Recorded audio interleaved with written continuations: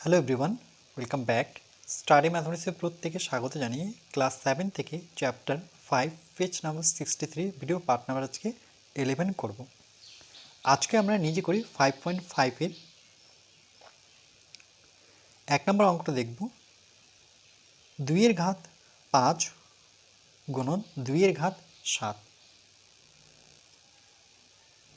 তাহলে দেখো এই ক্ষেত্রে এর যে নিধান আছে, এখানে 2কে আমরা নিধান বলবো।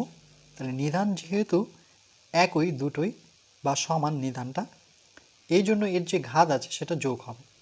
5 যোগ 7 সমান সমান 2। 7 5 যোগ করলে কত হবে? 12। এটাই উত্তর।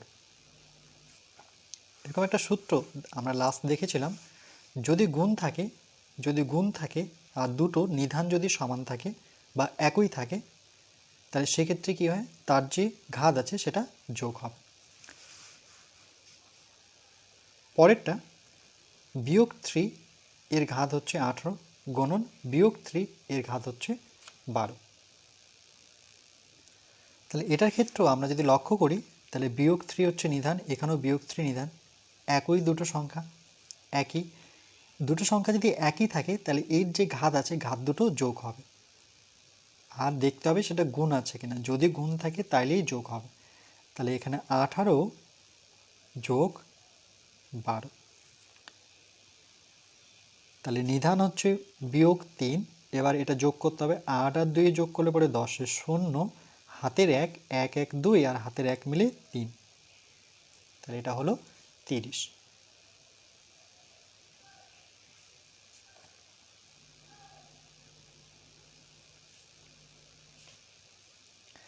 এরপরে আমরা 3 দাগেরটা দেখব। 10 এর ঘাত 8 গুণন 10 এর ঘাত 2।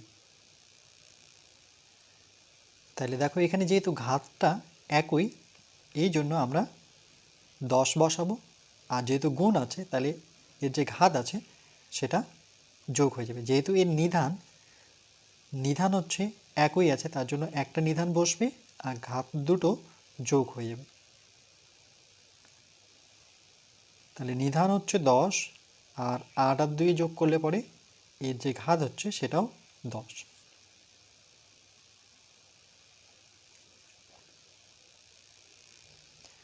এরপরে দেখো 4 দাগেরটা, 2 এর ঘাত 15 ভাগ 2 এর ঘাত 13। তাহলে এখানে নিধানটা দেখো সমান, দুটোতেই 2 আছে।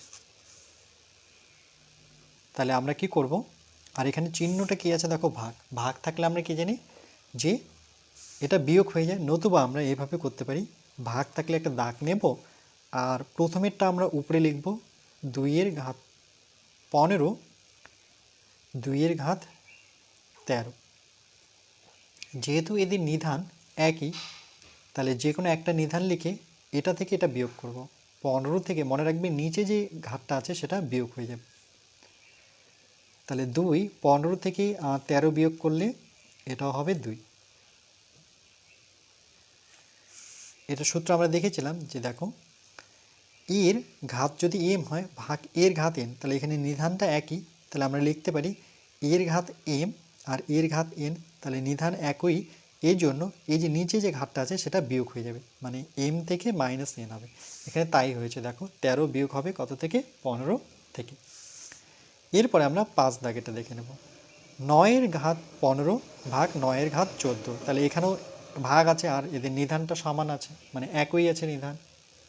এগুলো প্রত্যেকটি অঙ্ক কিন্তু সূত্র ধরে ধরে আমরা দেখো কত ছোট হয়ে করে নিচ্ছি, এই জন্য আমাদের সূচকের সূত্র জানতে হবে। তাহলে ভাগ বলতে এখানে আমরা এটা প্রথমে বসাবো, 9 এর ঘাত 15 9 এর ঘাত 14।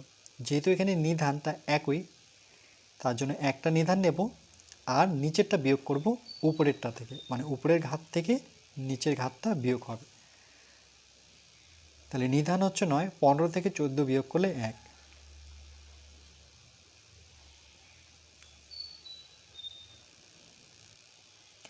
এরপর আমরা 6 দাগেরটা করব। 11 ঘাত 6 ভাগ 11 ঘাত 4। তাহলে এটার ক্ষেত্রে দেখো এই ভাগ মানে আমরা একটা দাগ টানবো, উপরে বসাবো 11, এর ঘাত 6 আর 11-র ঘাত হচ্ছে 4 সমান সমান, আমরা যেহেতু দুটোই 11 দেখতে পাচ্ছি এখানে নিধান, তাহলে 11 লিখে এই 6 থেকে আমরা 4 বিয়োগ করে নেব। তাহলে 11 6 থেকে 4 বিয়োগ করলে কত হবে? 2 হবে। এটাই উত্তর। এরপর আমরা অন্য রকম ধর্ম খুঁজি।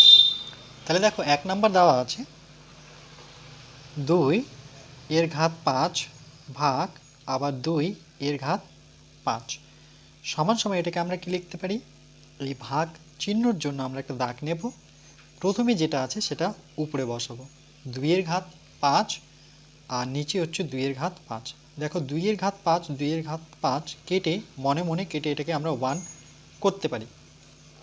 আবার এটাকে অন্যভাবে করতে পারি, এখানে আবার আরেকবার যদি এটা তুলি, 2 এর ঘাত 5 2 এর ঘাত 5 সমান সমান, তাহলে একই রকমভাবে এই ভাগের জন্য আমরা দাগ নেব, উপরে বসাবো 2 এর ঘাত 5 আর এখানে হচ্ছে 2 এর ঘাত 5। তাহলে সূচকের নিয়ম থেকে আমরা কি জানি? নিধান যদি একই থাকে তাহলে এর যে ঘাতটা আছে এই ঘাতটার সাথে বিয়োগ হয়ে যাবে, মানে প্রথমে এই ঘাতটা বসাবো, বিয়োগ দিয়ে এই ঘাতটা বসিয়ে নেব।